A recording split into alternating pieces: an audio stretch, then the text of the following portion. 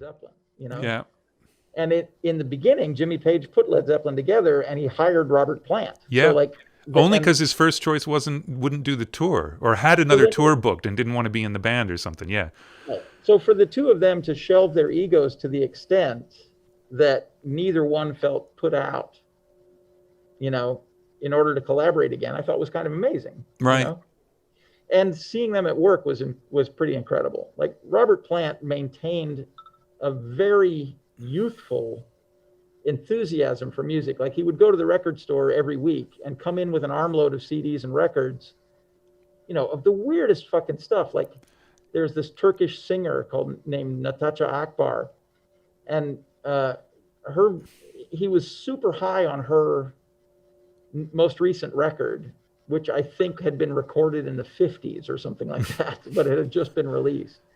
Then, you know, and he was up on a lot of the underground music as well. Like, Yeah. and it was really interesting to see how their tastes were sort of compatible with each other. Like Robert Plant was really passionate about hearing new music and seeing what was up at the moment, like what's going on right now. And Jimmy Page was really into like expert execution. Right. And I described Kim Deal as having this image of her music in her head and her being able to hear with precision whether or not it had come out right, you know. And Jimmy Page is the only other person I've ever seen who has that kind of acuity as a listener, where he can listen to some impossibly dense arrangement and pick out very specific things that he doesn't like. And, you know, like the second violin, like I remember him getting on the talkback once when he was listening to a playback of a string section for a song. I can't remember what the song was. It might have been, there was a song called Upon a Golden Horse. But there was, yeah, I don't want to be too firm about that recollection because I don't remember. But anyway, he had the score in front of him and he was following along with the score, and he had me stop the tape, and he got on the talkback and he started talking to the first violinist, who was Nigel Kennedy, by the way. Who is still great friends with Robert. I think they have beef about football all the time.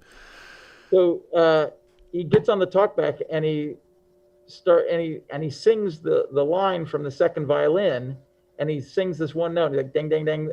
That one's wrong. Someone's got it wrong. And the copyist had missed an accidental on that note. Wow.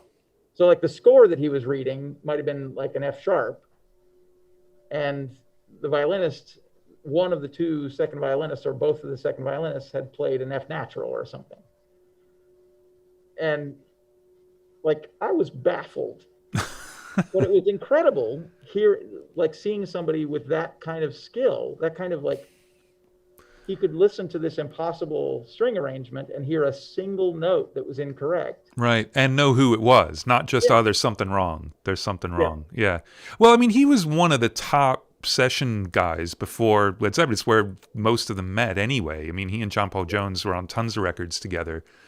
It's a really, I don't know, it is an amazing talent. And I think even going back to the Zeppelin records now, I hear so many more details than I used to. It always was like, oh, it's a cool guitar sound, this is cool. But they're just tiny, tiny things all the way through those records. And that's all Jimmy.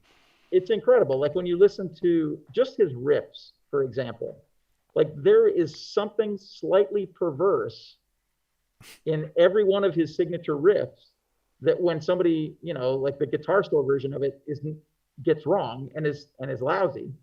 But when he does it, he gets the perversion is what makes it memorable. Like Black Dog, for example, like the particular way that he drops the beat to get cycle back into the top of the bar when the riff repeats. Like I've heard cover bands do like meticulous renditions of that, and it still sounds like somebody's like doing it mechanically. Right. When he plays it, it just sounds like it just poured out of him that way. Or Whole Lotta Love, which seems trivial, a 2-note riff, like it seems trivial. But there's a dissonance that he gets in the the conclusion of the riff, which is how you know that you're at the end of the riff, is that he bends this note that's part of the Right. 2-note riff that, you know, when other people try to play it, they don't do that, and it sounds dumb. And when he plays it, it sounds like you've just, like, somehow, like the barn doors to hell have just